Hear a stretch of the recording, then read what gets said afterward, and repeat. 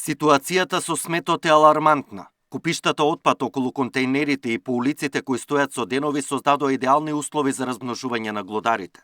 Глувците и стаорците, кои слободно почнаа да се шетаат по главниот град, се сериозна закана за здравието на сите граѓани, бидејќи пренесуваат многу заразни болести, предупредува доктор Бојан Трајковски.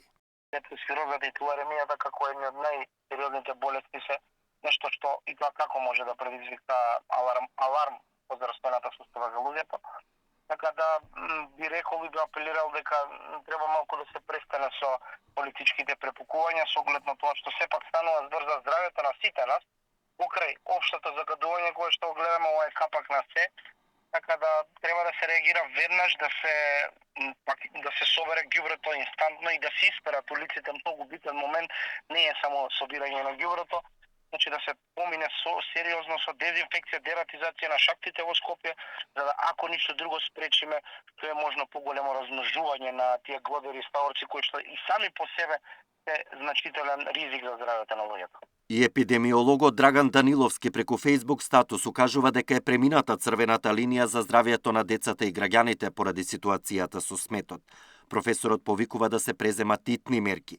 Потребна е наитна координирана интервенција на сите надлежни институции, по потреба и со прогласување вонредна состојба на делови од територијата на градот. Правенствено заради дезинфекција, дезинсекција, дератизација и отстранување на ризикот по јавното здравје. Откако опасноста ќе се неутрализира, мора да следи јасна институционална одговорност, зашто правото на здравје е уставно загарантирано право на секој граѓанин, пишува епидемиологот.